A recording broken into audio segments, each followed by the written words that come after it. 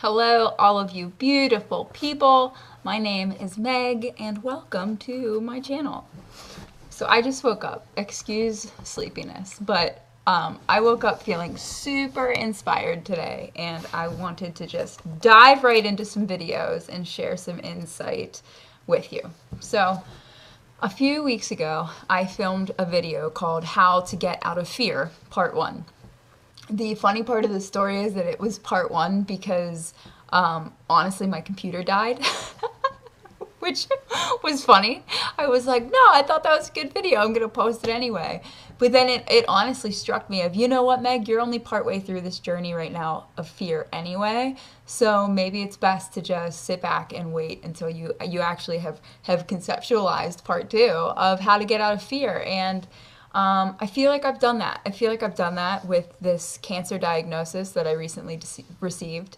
And so I want to share some of that with you because there's some really beautiful insight and wisdom in it. To recap the last video, if anybody wants to watch that, it's just called How to Get Out of Fear, Part 1. But I'll recap it a little bit. And I had made this video 4 days after I received my cancer diagnosis. I didn't mention that verbally in the video because I wasn't sure how to articulate that at that point.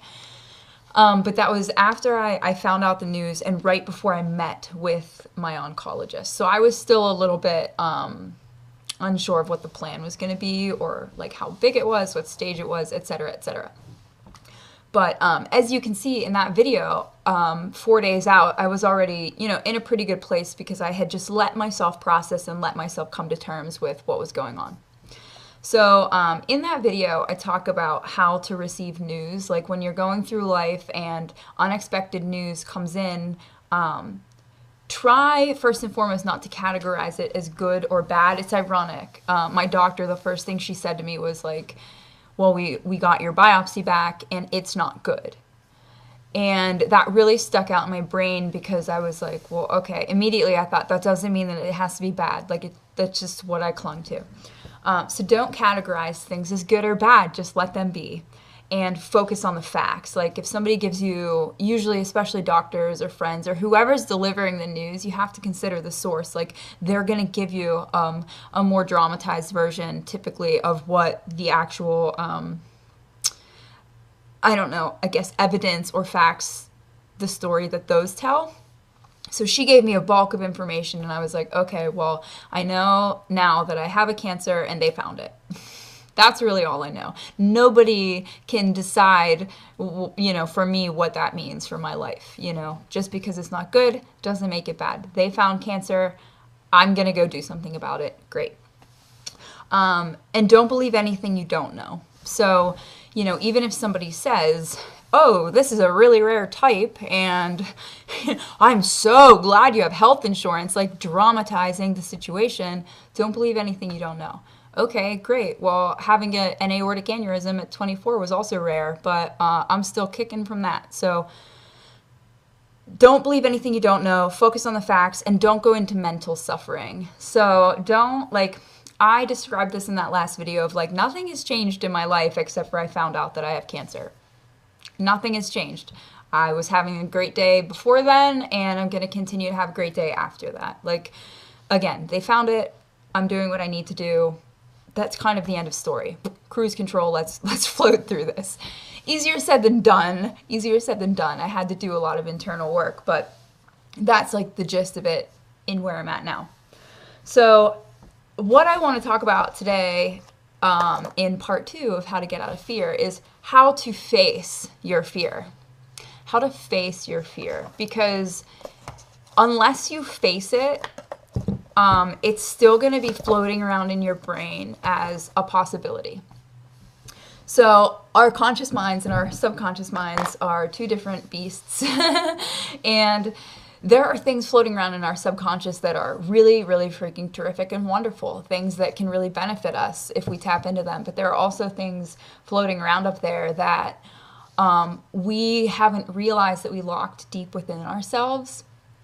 And so if you get a cancer diagnosis, what is obviously the first thing that you're going to worry about? What's the most major thing you can worry about? freaking dying, the cancer spreading and you dying. And immediately when I got this news, first and foremost, I was like, I know that I don't feel sick. I said that to everybody. I was like, I don't feel sick. They wanted to do scans to rule out like that nothing had spread, but I just said like, I know that it hasn't. And I was right about that, which made me feel good that I really, am in tune with my body in some way. I obviously didn't know that I had a cancer, but that's a video for another day.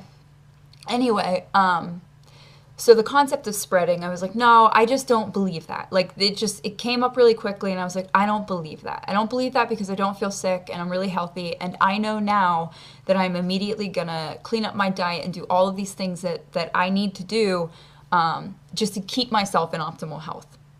And kind of, for me, that was my way of settling my fear of anything spreading. I was like, no, I have control over this. I can, go internal with my body and say like, okay, listen, we've got this. So that wasn't really a fear. But I went through these bouts of crying for the first few days, and every time I started crying, I just let myself cry, but usually it would well up and I would burst out in tears, and then I would just sit in the silence after that and just kind of say like, okay, well, what was that all about? What are we crying for? Sometimes it was just, okay, wow, I'm feeling really overwhelmed right now. Okay, I wish this wasn't happening. So that was a good example of moving into acceptance of like, well, it is happening and I can't, do anything to change that it has happened, but I can change what I do right now. Video for another day. But on the topic of fear, I started crying one day, really hysterical, and I felt this cry in my chest, like really anxious, nervous cry, and it just felt different. It felt fearful. It felt scary. And so I got it all out, and I sat, in a conversation with myself, and I thought like, okay, Meg, what do we need to get to the bottom of here? And what came up for me was the concept of dying. And in that moment, I like to pray a lot. In that moment, I just like started praying, and I straight up had a conversation with God. Like, I swear I had a conversation one-on-one with God. It was super cool. And I was like, listen, God, I am really freaking afraid that I might die through this. And then I started crying again. And I was like, but like, what, why am I afraid of that? And what does that even look like? So basically through doing this, I just like let myself go to the place that my mind was like trying to stuff away from me. My subconscious was like, oh, we're not going to deal with this because it's scary. But I was like, no, listen, Jesus, what the heck is going on? Why am I afraid of this? And I actually let myself like go to a place of like imagining myself on my deathbed almost. This probably sounds really crazy to some people, but like, this is why I'm not afraid of things. This is why I'm not afraid of things, because I keep saying like my faith is so much bigger than my fear. And this is why. So I like let myself go to that place, and I just thought about that. And I thought, what I remembered was open heart surgery. And people always ask me, like, were you scared? And I was like, no, what was I to be afraid of? Like, if I would have died, I would have woke up in heaven. Okay, like, I would have, probably would have been my family that was more upset at that point. But I wouldn't have known. I would have went in for surgery, and then poof, I'm floating around in the universe. So, and I hope that, like, my jest about that, my laugh doesn't offend anybody. This is just how I'm dealing with what I'm dealing with. And so in this like 5-minute conversation that I had with God on death and dying, I just let myself go there. And I thought like, oh, well, wait a second. I'm not even afraid of that. Like, I'm not afraid of that. And honestly, if we need to like categorize it, that's probably worst case scenario. And I'm not afraid of that. So I'm not afraid. If I'm not afraid of worst case scenario, then I'm not afraid. And plus, like, I just didn't really believe that. Like, I didn't believe that I came 30 years on this planet, and survived open heart surgery and, like, went through all of the, challenges and trials over the past few years to build me up to become, like, a better human being for this to happen and for it to just be like, poof, lights out. Nope, sorry, Meg. See ya. I just didn't believe it. So, like, I walked straight into my fear and I said, oh, yeah, no. No, I'm not afraid of you. And I don't even believe you. And in 5 minutes, I was free of suffering and pain and fear. Completely free. And that was like the last major cry that I had through this whole situation. I still get like a little bit overwhelmed with information sometimes. And I'll feel emotional, I'll say, but nothing to the point of like still like deeply processing through this experience. And it was that simple because I knew that I didn't want to keep going through these like crazy bouts of not knowing why I was crying or not knowing like what I was processing through. I wanted to know. So I walked straight in through Fear's front door and I said, "Hi, my name's Meg. Nice to meet ya.